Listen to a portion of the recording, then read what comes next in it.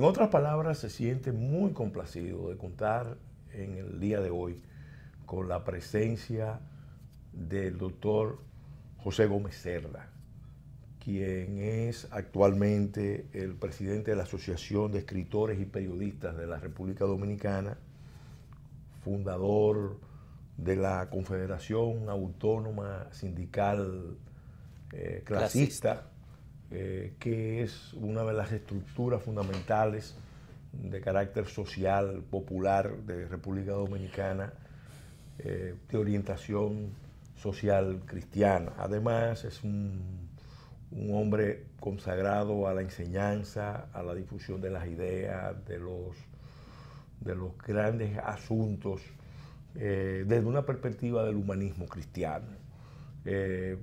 Lo hemos invitado para hablar de un tema bien general, pero al mismo tiempo de una enorme importancia, las ideas y los políticos. Y sobre todo orientado a resaltar la perspectiva del humanismo cristiano. Don José, muchas gracias por haber aceptado nuestra invitación a este programa, en otras palabras.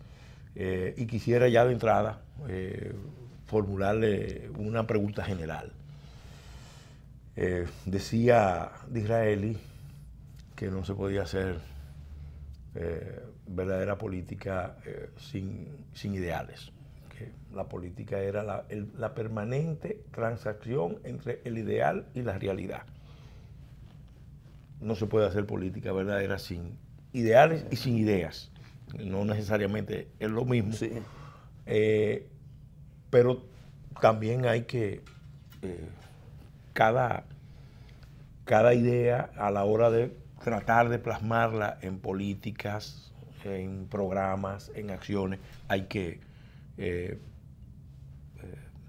llegar a determinados compromisos o conciencia de las limitaciones a la hora de ejecutar esas políticas. Entonces, con esa pregunta general, yo quisiera que usted empezara su intervención. Muchas gracias, Pelegrín. Sí. Para mí es un honor estar en tu programa.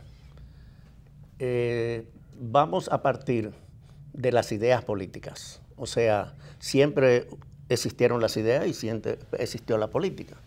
Pero hay tres personajes en la historia que son inigualables, que fueron Sócrates, Platón y Aristóteles. Sócrates fue el primer hombre. Los griegos, digamos, para ubicar el tiempo, 400 años antes de Cristo. Sí. Los griegos eran matemáticos y eran astrónomos, y son los que inventaron los números, son los que inventaron todos los datos que nosotros tenemos ahora. Por ejemplo, en aquella época los meses, el año tenía 10 meses solamente, porque julio y agosto lo agregaron los romanos. Y entonces eran nombrados por los griegos como números. Quiere decir, en español no se entiende bien, pero cuando llegamos a septiembre, que es el séptimo, octubre, octavo, noviembre, noveno y diciembre décimo, que era cuando terminaba. También son los que inventaron los días de las semanas, quiere decir, por los dioses que ellos tenían y los planetas. Por eso lunes es de la luna, martes, dios de la guerra, miércoles Mercurio, jueves Júpiter, viernes Venus, sábado Saturno y el domingo aunque en español no suena bien, pero sí en inglés uno sabe que Sunday es el día del sol. Sí. Entonces, bueno, y Sócrates fue el primer hombre que dijo, yo no voy a estudiar los astros, ni voy a estudiar los dioses, sino al hombre, a la persona. Porque el hombre piensa, porque el hombre es inteligente, ¿por qué se distingue de esto?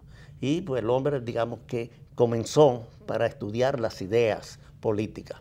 Y su discípulo Platón, entonces fue que aterrizó escribiendo un libro que se llama La República, que nosotros como dominicanos debiéramos tener muy conocimiento porque somos uno de los pocos países que se mantiene con el nombre de República todavía, de miles de años después de eso. Y él escribió una alegoría que se llama la alegoría de la caverna, en la cual él decía brevemente que era un grupo de personas, de hombres que estaban presos en una caverna, que solamente oían murmullos, solamente veían sombras, y lograron escapar y se dieron cuenta de que existe otras cosas, no solamente lo que ellos veían.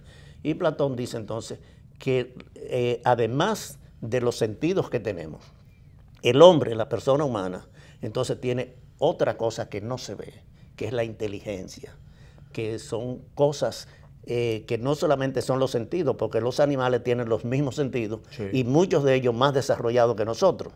Entonces el hombre es superior por eso.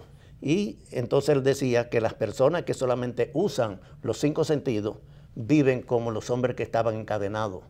Y que hay que utilizar la inteligencia, saber utilizarla, y otros atributos que tiene que no solamente son los sentidos. En filosofía decimos lo sensorial. Entonces, y además Platón escribió el libro La República. Los seres humanos somos hacedores de mundos materiales y simbólicos. Tenemos el poder co-creador. Y Aristóteles entonces escribió Politicón o la política. Entonces estos libros de Platón, la obra personal, porque Sócrates no escribió nada, pero lo que escribió Platón sobre Sócrates, sobre ideas políticas, porque fue el primer hombre que se dedicó a estudiar a la persona humana, al hombre, analizarlo. Todo lo que nosotros estudiamos tenemos que ir a los maestros, y los maestros son esos 3. Sócrates empieza su defensa, su apología, que la recoge Platón con una expresión muy contundente. Dice que le va a hablar a los atenienses no con la elocuencia de las palabras, sino con la elocuencia de la verdad. De la verdad, sí, bueno. Sí. Y la filosofía es la búsqueda de la verdad a través de la razón. Entonces, a partir de esos maestros, aparecen personas que quieren plasmar sus ideas para el futuro. Quiere decir, cómo debe ser la nueva sociedad. Entonces, ahí aparece San Agustín, que escribió La ciudad de Dios. Y la ciudad de Dios es una sociedad en la cual se divide en lo terrenal y lo espiritual, digamos. Y eso dio pie a muchas personas. Tomás Campanella escribió La ciudad de Dios. Quiere decir que era otro tipo de sociedad. Y Tomás Moro escribió entonces su gran libro, La Utopía, que es una sociedad en la cual, aunque él lo escribió a principios de 1500, en el siglo XVI, no se ha realizado, sigue vigente. Y es, como dicen, una idea, una sociedad para la eternidad, porque siempre vamos a estar buscando una sociedad, primero, donde no exista dinero, que ya eso por sí, en la sociedad nuestra no se concibe, que no haya ejército, y el mundo está lleno de ejércitos para hacer las guerras, donde todos trabajemos el mismo tiempo y lo que trabajemos se divida entre la misma sociedad y que no exista la propiedad privada. Entonces, la utopía tiene una función en la sociedad y en la vida de los hombres, porque es lo que, vamos a decir, lo que inspira la acción, pero con la conciencia de que es inalcanzable. Bueno, y existieron muchos políticos en Inglaterra y en Francia que trataron de plasmar eso, todos fracasaron, porque es muy difícil tú plantearle. Todavía existen gente que se van en granjas de los campos para vivir con su esfuerzo propio, para trabajar, pero es muy difícil. La sociedad que tenemos cada vez es más materialista y más pegada al dinero y a los ejércitos y todas las cosas que están en la utopía. Entonces, todas las ideas políticas, o sea, en todas las épocas han habido personas que tienen ideas políticas diferentes. Por ejemplo, en la época de Tomás Moro existía Maquiavelo, y Maquiavelo tenía otro concepto de cómo llegar al poder y mantenerse en el poder. Quiere decir, tenía principios o ideas realmente que aunque los políticos nunca dicen que son maquiavelistas, pero en el fondo sí son, mientras están en la oposición no lo son, pero cuando llegan al poder, entonces quieren hacer todo lo difícil para mantenerse. Y eso es lo que estamos viendo en todas las sociedades ahora. Después surgieron otras ideas sobre cuando la revolución industrial, eso trajo nuevas ideas, trajo las ideas del capital, la fuerza del capital que antes no existía, antes de la revolución industrial. El dinero era algo material, pero la gente no acumulaba capital. Entonces el capitalismo trajo una serie de ideas que todavía perduran. Pero eso tiene que ver mucho con la revolución científico-tecnológica, Bueno, porque la revolución científico-tecnológica es la que cambia el paradigma, específicamente en el ámbito ya de la Edad Media había un paradigma. Cuando se produce ya el Renacimiento, se crean las condiciones para que surja después un proceso de empoderamiento, vamos a usar la expresión de los hombres, con la convicción de que ellos tienen un poder que es el poder de la razón, que les permite transformar el entorno y crear mundos materiales y simbólicos. Y a partir de ahí se genera una dinámica en que no... Bueno, en las ideas, después apareció la Ilustración, quiere decir, eran una serie de intelectuales, de escritores y de gente famosa que dieron la base a lo que fue después la Revolución Francesa. Sí. Y más o menos, históricamente, la Revolución Industrial que se da en Inglaterra y la Revolución Francesa fueron, digamos, días, más o menos, casi simultáneas. Una de tipo política, que fue la francesa, y otro de tipo industrial, porque fue la Revolución Industrial. Inglaterra en 1688 había hecho su gran revolución política, la gloriosa revolución, que precedió a la revolución industrial. Entonces, en uno y otro aparecen ideas políticas que son propias de algunas personas. La Revolución Francesa nos trae lo que nosotros conocemos ahora, la creación de una constitución, un poder legislativo, un poder ejecutivo, un poder judicial. Eso es un principio de Montesquieu, de la separación de los poderes. Sí, entonces, bueno, después surgen una corriente de pensadores, digamos, de izquierda. Surge Marx, surge Lenin, surge Mao, y tienen ellos ideas comunistas. Bueno, ideas... la primera visión comunista propiamente surgió en el seno de la Revolución Francesa con la conspiración famosa de Babeuf. Bueno. Que fue el germen de una idea comunista en el marco de la Revolución derecha, Francesa. Entonces aparecen también ideas originales, como son las ideas de Joseph de Maistre. Y también en la realidad, en Alemania, el nazismo y Hitler tienen ideas originales que son propias para una derecha, como Mussolini también tenía unas ideas.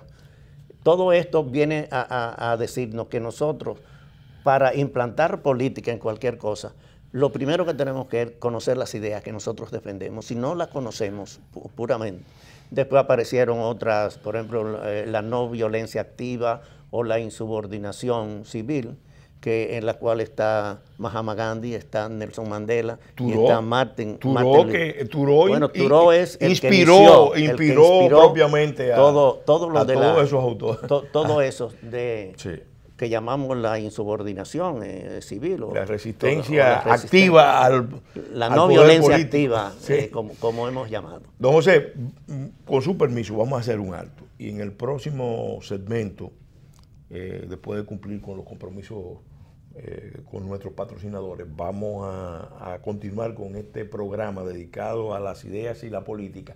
Y quisiéramos en el próximo segmento que usted nos hablara de esta obra que usted recientemente acaba de poner en circulación. Aquí te la tenemos en un formato de libro digital. Tomás Moro, político y gobernante, que es el patrono de los políticos. Y de los gobernantes. Y de los gobernantes.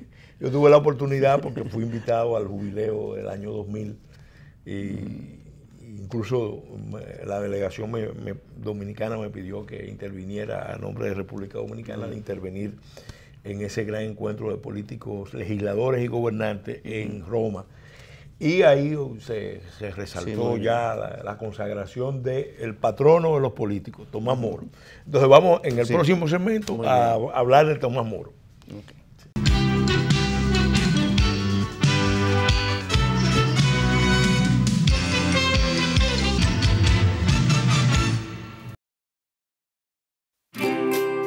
Querida Pao del futuro, cuando leas esta carta, espero que seas la mejor futbolista del universo. ¿Ya pudiste averiguar la receta secreta de la batida que hace mami? Ojalá te siga gustando tanto como me gusta ahora. Toby debe de estar grande y fuerte. Siempre seremos compañeros de aventuras. Espero que nunca pares de jugar y aprender. que nunca pares de crecer. Atentamente, Pao.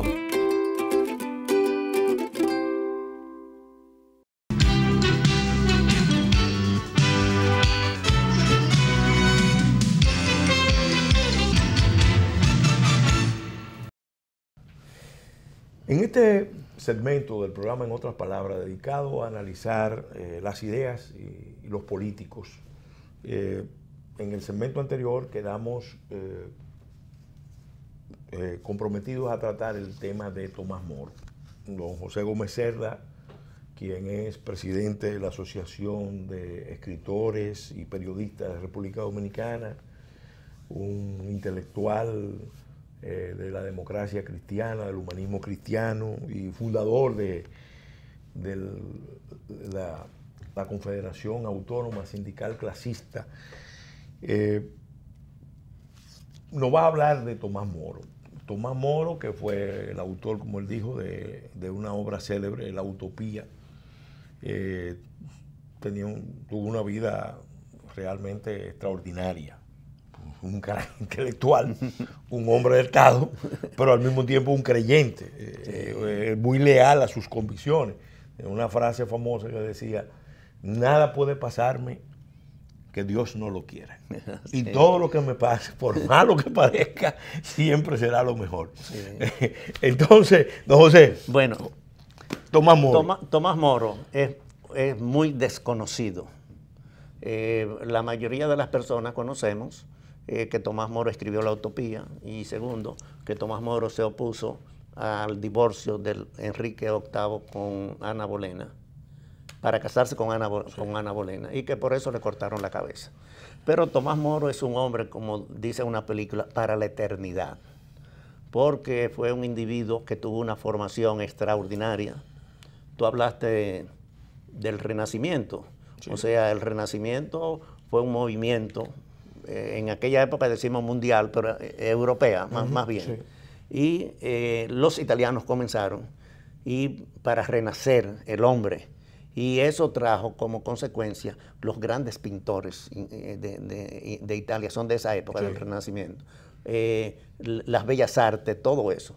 Y en ese Renacimiento se basó ideológicamente en el humanismo cristiano, que lo encabezaron Tomás Moro, Erasmo de Rotterdam, sí, de Holanda, y Juan Luis Vives, que no es muy conocido, un español, no es tan conocido como ellos, sí, dos, pero él vivió en Inglaterra y también Erasmo de Rotterdam vivieron en Inglaterra y formaron ellos tres, sí, un trío de políticos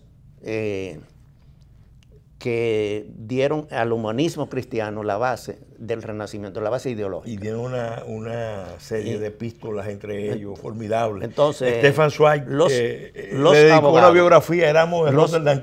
Los abogados, sí, fuera de aquí, de República Dominicana. Sí. Hay 60 asociaciones de abogados en Estados Unidos y en Inglaterra que se llaman Asociación de Abogados Tomás Moro, porque los abogados ven en Tomás Moro un ejemplo.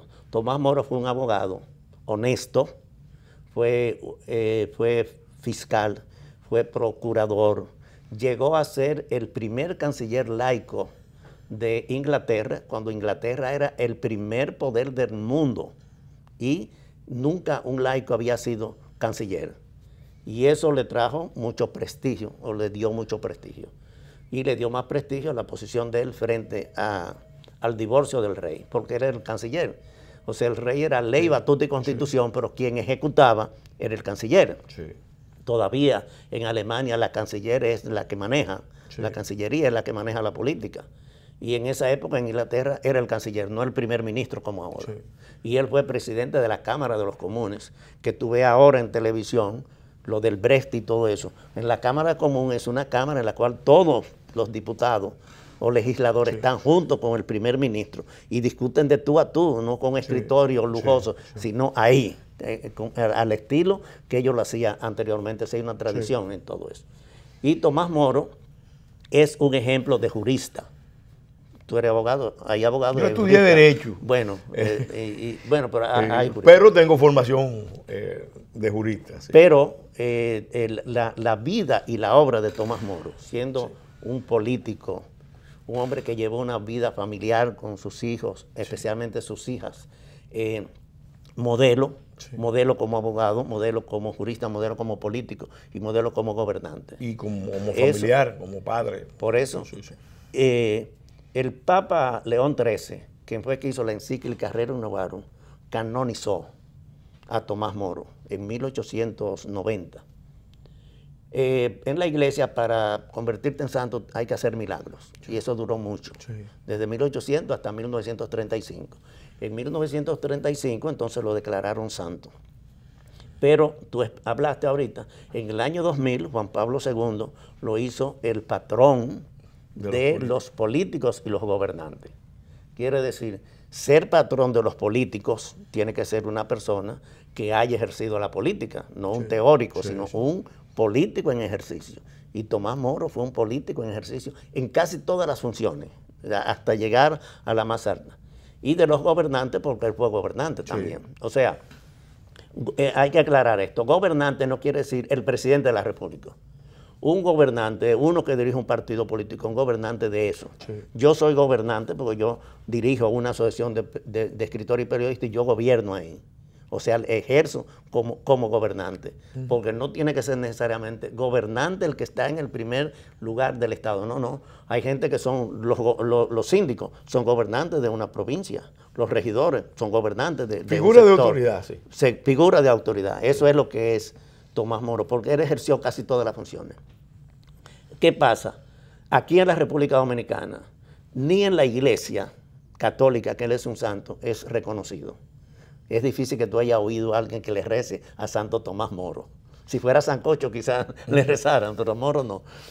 Y no hay nadie especializado en Tomás Moro en la iglesia. Bueno, ahora acaba de constituirse Hemos constituido un grupo, Santo Tomás Moro, que está Monseñor de la Rosa, o sea, yo fui de los, tú eres uno de los iniciadores, fundadores. Pero en los políticos no se reconoce todavía que diga un político, yo voy a estudiar a Tomás Moro. Ese libro que yo hay es el primer libro en la República Dominicana que se escribe sobre Tomás Moro, porque nunca ha sido una persona atractiva como otros santos. Bueno, es que subir al cadalso, a entregar la cabeza por defender las convicciones, bueno, no es algo que atrae al común de los políticos, pero es lo que marca la diferencia. Sí, porque la vida religiosa es la santidad y la purificación del alma y esas cosas. Pero en este caso es un hombre activo en el mundo de la política y en el mundo del gobierno. Y todo eso. Y hay que saber que era de Inglaterra, no era de una... Cuando nosotros andábamos en taparrabo, él era canciller. Por defender sus convicciones de fe, él entregó la vida. Y obviamente ahí hay un elemento de martirio que le da una base a la canonización. Entonces nosotros queremos difundir el pensamiento y la obra de Tomás Moro porque lo merece.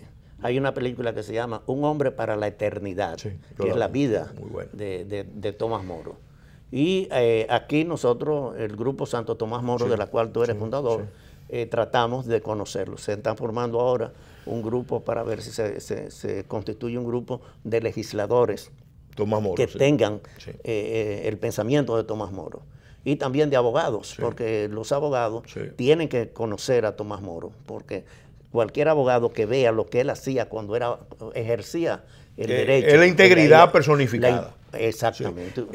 Don José, con su permiso, vamos a hacer un alto y vamos a continuar en el próximo segmento tratando este tema, las ideas y los políticos, ya en una época más cercana a la nuestra. Quisiéramos que usted nos hablara de personajes históricos como Adenauer, como Alcide de Gasperi. Bueno, hay muchos más, pero queremos en el próximo segmento tratar de eso, de cómo gente con ideas, en este caso ideas cristianas, asumieron responsabilidades de autoridad, de mando, en ambientes muy complicados, muy difíciles.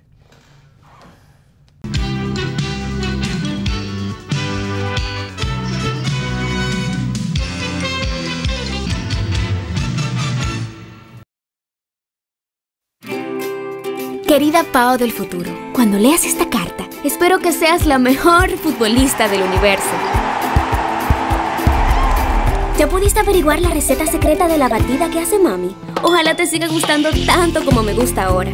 Toby debe de estar grande y fuerte. Siempre seremos compañeros de aventuras. Espero que nunca pares de jugar y aprender. Que nunca pares de crecer. Atentamente, Pau. Avance energético.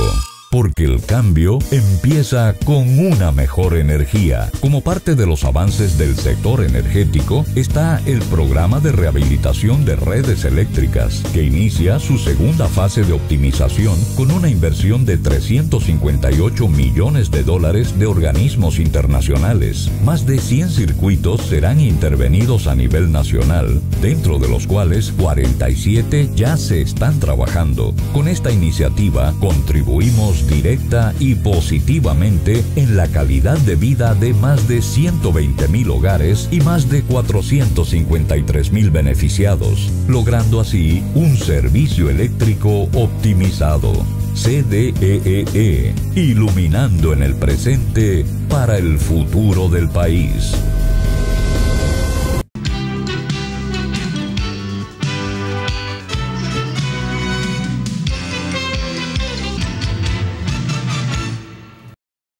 En el segmento pasado de este programa, en otras palabras, dedicado a analizar las ideas y los políticos, con don José Gómez Cerda, nuestro invitado, presidente de la Asociación de Escritores y Periodistas de la República Dominicana, estábamos analizando la figura emblemática, señera de Tomás Moro, Santo Tomás Moro, que ha sido declarado patrono de los políticos por el Papa Juan Pablo II. Don José decía con razón que es una figura poco conocida, y normalmente en la visión tradicional cristiana se entiende como que la política es una actividad que está muy contaminada y que es muy difícil practicar los valores de la fe, santificarse, cristificar el mundo desde la política. Pero la historia demuestra que aunque es muy difícil, no es imposible, y se encuentran figuras muy emblemáticas que no han llegado a ser santos, pero son representativas de lo que son gente de fe sirviendo a su nación desde posiciones de mando y transmitiendo en sus políticas y en su actitud los valores del humanismo cristiano. Sí. Entonces quisiera que usted nos hablara de esas figuras emblemáticas, porque sé que también le ha dedicado muchas páginas y muchos análisis a analizar figuras como Adenauer, sí, o Alcides de Gasperi. Sí. Bueno, como estamos hablando más bien como el tema de las ideas, la figura principal se llama Jacques Maritain. Sí. O sea, sí, Jacques Maritain era un profesor universitario que se convirtió al catolicismo después, sí, de su vida y su esposa Raiza. Y Jacques Maritain ha sido reconocido como la persona que más ha aportado en el orden de las ideas. El único laico que participó, o uno de los principales que participó en el Concilio Vaticano II, bueno, en una de las conferencias, autorizado Pablo VI, sí, que fue que entregó la parte que corresponde a los intelectuales, se lo entregó personalmente, sí, en la figura de Jacques Maritain.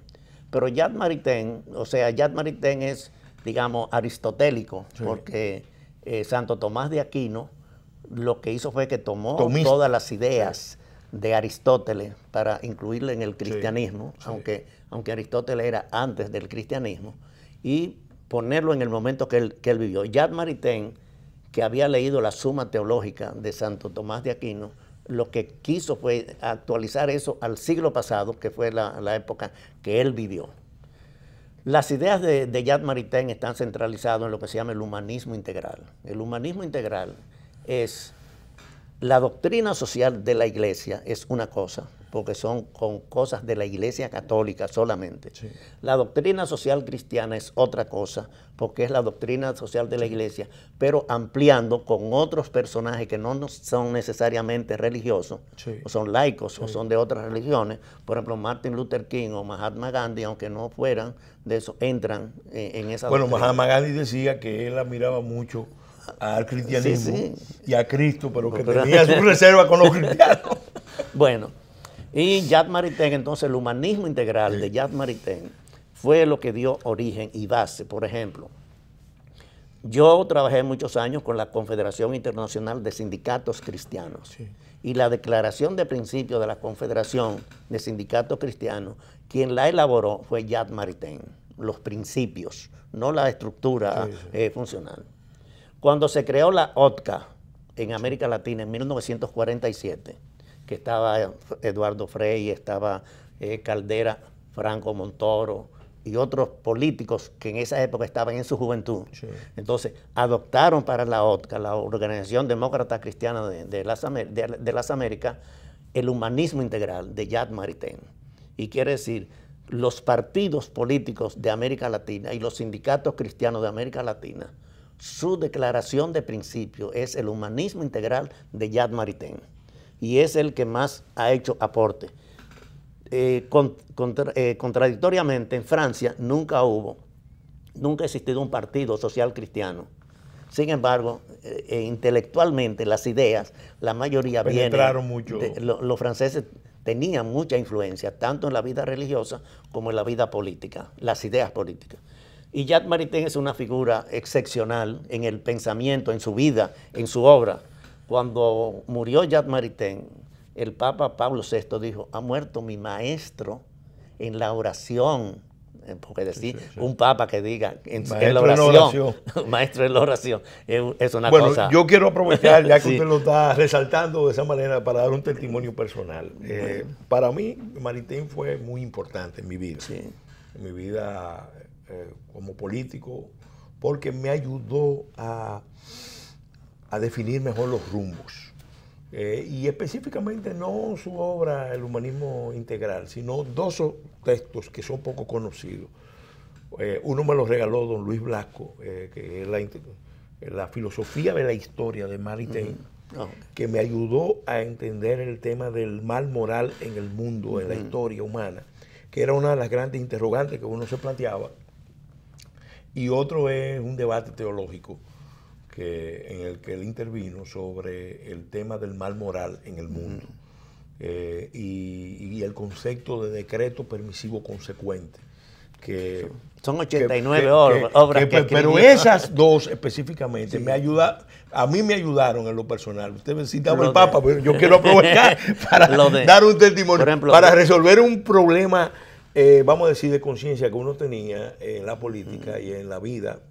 Bueno, el sentido, ¿por qué hay tanto mal en el mundo y por qué Dios o sea, Jacques Maritain era permite esta situación? Era una de las personas que hacía los discursos del general de Gaulle cuando estaba en el exilio. Sí. Y además de Gaulle lo nombró a él embajador de Francia en el Vaticano. Sí. Quiere decir que es una persona que vivió la política, no solamente era teórico. Ahora, él nunca entró a ningún partido político porque decía que un filósofo no puede ejercer la política partidista. Aunque con Maurras, un francés Charles que hizo un movimiento, él movimiento se involucró un poco, pero sí. muy poco, pero después se retiró. Y, o sea, desde el punto de vista político, las ideas fundamentales de la acción política es Jacques Maritain. Además está Emmanuel Mounier. Emmanuel Mounier es el que estableció los principios del personalismo. Y Léon Blois. Léon Blois fue el padrino de Jacques Maritain. Léon Blois escribió La mujer pobre, que fue el libro que leyó, porque los libros convencen personas. Y él se convenció por eso. Entonces, Mounier fue discípulo de Jacques Maritain y trabajaron juntos en publicaciones. Hay un amigo común que murió, un gran amigo, Giuseppe Rimoli Martínez, que fue también uno de los que más me acercó a Maritain y a Emmanuel Mounier. Giorgio Lapira, italiano, es, digamos, el modelo de alcalde. Fue un individuo que fue alcalde de Florencia, pero con una convicción y con unos principios extraordinarios. Y, por ejemplo, él decía, yo soy electo alcalde, no es para dar un balance a fin de año de cuánto entraron y cuánto salieron. Yo no administro dinero, no me eligieron para administrar, sino personas. Entonces yo tengo que sacar un balance de cómo está la educación. Yo quisiera que en el último segmento de este programa analizáramos el impacto de las ideas en las actitudes de los políticos. Okay. Y ahí empezaríamos analizando el caso de Georgie Lapira. Sí.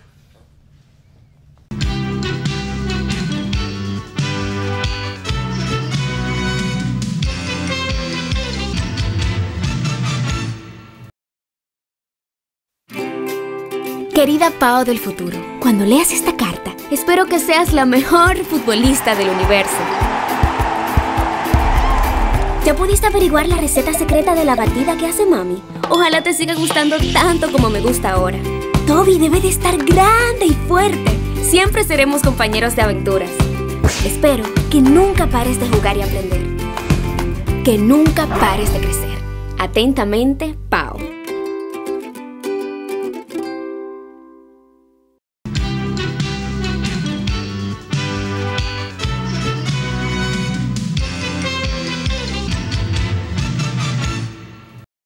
En el segmento final de este programa, en otras palabras, dedicado a analizar las ideas y los políticos, don José Gómez Cerda nos ha venido describiendo la importancia de las ideas. Empezamos por el inicio con Sócrates, pero ya en el segmento anterior estábamos hablando de una de las cumbres del humanismo cristiano, la mayor, Jacques Maritain, y de otros autores que ayudaron a darle fuerza a estas corrientes, a estas ideas. Pero las ideas, si no se ponen en práctica, tienen un valor intrínseco, pero traducirlo a acciones concretas es la labor de los políticos. Claro. Por eso decía Disraeli que la política es la permanente transacción entre el ideal y la realidad. No se puede hacer verdadera política sin ideales y sin ideas. Pero a veces los mejores deseos, las mejores ideas tardan en concretarse. Entonces se necesita voluntad, organización, convicción, involucramiento de mucha gente para que eso se plasme en política, en acciones y transforme la vida de la sociedad. Usted estaba hablando de un alcalde emblemático de la política de la democracia cristiana, Georgie Lapira, y me gustaría también que nos hablara de otros alcaldes, y sobre todo como Adenauer, que empezó como alcalde y terminó siendo primer ministro alemán en el periodo de la posguerra, es decir, una Alemania destruida, levantar ese país, y Alcide de Gasperi, que fue también uno de los grandes reconstructores de Italia y de la construcción europea. Ambos, Adenauer y Gasperi. La Segunda Guerra Mundial, los dos países que más sufrieron fue Alemania e Italia, porque tanto los soviéticos como los capitalistas lo destruyeron. Y surgieron, después de la Segunda Guerra Mundial, líderes cristianos. O sea, el caso de Konrad Adenauer en Alemania y de Gasperi en Italia. Y ellos son los constructores de la Unión Europea. El nazismo era esencialmente anticristiano. Sí. Bueno, pero digo, los dos países que quedaron más destruidos fueron los dos países que surgió la democracia cristiana, en Italia y en Alemania. De Gasperi en Italia y Adenauer en Alemania. Y ellos son los constructores, junto con Robert Schuman, que era un francés, aunque su nombre parece inglés, fue los creadores de la Unión Europea. Juncker, que es ahora el presidente, era el líder juvenil de la democracia cristiana en Luxemburgo. Y todo lo que es la Unión Europea hoy se debe a la democracia cristiana. En esa época... Schuman era de Alsacia, Lorena, o sea, era alemán, francés. Pero De Gaulle, que no era demócrata cristiano, pero tenía mucho respeto, especialmente por Jacques Maritain, que era uno de los que influía más en su política, en las ideas. Y ellos son, Alemania e Italia, junto con Benelux, quiere decir, en esa época Benelux era Bélgica, Holanda y Luxemburgo. Sí. Eran demócratas cristianos los primeros ministros, porque ahí no hay casi presidente. Sí. Y ellos son los creadores, esos 5 países de la Unión Europea. En esa época España estaba gobernada por una dictadura, Portugal por otra, y estos fueron la democracia cristiana fue la que impulsó y la que ha mantenido hoy día todavía la Unión Europea, que es uno de los poderes más grandes del mundo. No es la China que ha resurgido de todo o la potencia de los Estados Unidos, pero la Unión Europea es un modelo de unidad. O sea, no hemos tenido lamentablemente en América Latina, aunque desde Bolívar hemos tenido las ideas de la Unión de América Latina, la patria grande, que sé qué, pero todos los proyectos se han ido al suelo. En Asia no ha existido una unidad. Hubieron momentos en la cual Rusia era la Unión Soviética era por los comunistas y China era por Mao Zedong, pero no llegaron a compenetrarse. Tenían y tienen. Debieron tener intereses encontrados estratégicos. Bueno, pero si se hubieran unido, ellos tuvieran el control. Ahora estamos juntos. Bueno, entonces, bueno, la democracia cristiana ha jugado un papel muy importante, especialmente en Europa, donde nació. Porque la Unión Europea es una hechura de la democracia cristiana. Los gobernantes de todo eran demócratas cristianos. Y es porque antes de comenzar la Segunda Guerra Mundial, prácticamente no había países o políticos demócratas cristianos con mucha fuerza o con mucho poder. Antes, después de la Guerra Mundial, esa parte yo no sé por qué ha sido así. Entonces sí fueron las ideas las que ayudaron a la formación de todo eso. Pero igual que Giorgio Lapira, en Alemania existieron. Es que las ideas fructifican con el dolor y la sangre. Porque y de la democracia cristiana en Alemania vino Kohl después y ahora está la Merkel, que son demócratas cristianos de los partidos. CDU. Hay 2 partidos grandes en Alemania, los bávaros, como llamamos, y la CDU, que siempre han estado unidos. Y eso le ha dado fuerza para poder mantener el poder en Alemania. Pero ha habido un cambio político en el mundo y los socialistas, cuando cayó el comunismo, atrayeron a los grupos comunistas hacia ellos. Y la democracia cristiana tuvo que buscar a los partidos populares, porque la democracia cristiana comenzó llamándose populares. Sí. Entonces muchos partidos que son llamados de derecha están junto con la democracia cristiana en Europa y por eso mantienen. O sea, el Parlamento... Partidos conservadores. El Parlamento Europeo, la mayoría son populares. Sí. Y la mayoría de los gobernantes son populares. Hay gente que tú dirás, no me gusta ese, pero están dentro de eso y tienen el poder. Y los socialistas han caído mucho en el sentido de gobernante y la cuestión de las ideas. Hay cosas que han dividido. Por ejemplo, la intervención de los norteamericanos y los ingleses en los casos frente a los árabes, eso dividió a los socialistas y a los demócratas cristianos.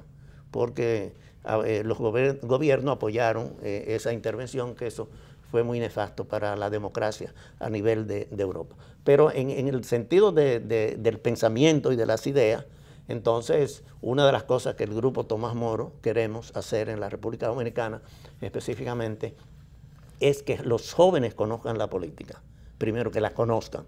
No importa en qué partido estén, no es la cuestión de partido, sino la cuestión de las ideas. Y se están haciendo trabajos, por ejemplo, José Armando Tavares, que es el secretario ejecutivo, no solamente trabaja con el grupo Santo Tomás Moro, sino hay un movimiento de parte de la Iglesia, ya del Vaticano directamente, de que los laicos debemos participar más en la política, de que debemos influir más en la juventud, con ideas, no con partidos, de decir... Hay que hacer un partido católico. Y que hay una confusión sobre la política, que la política cada vez, por lo menos la política banal, tiene mucho de espectáculo, mucho de chercha en República Dominicana.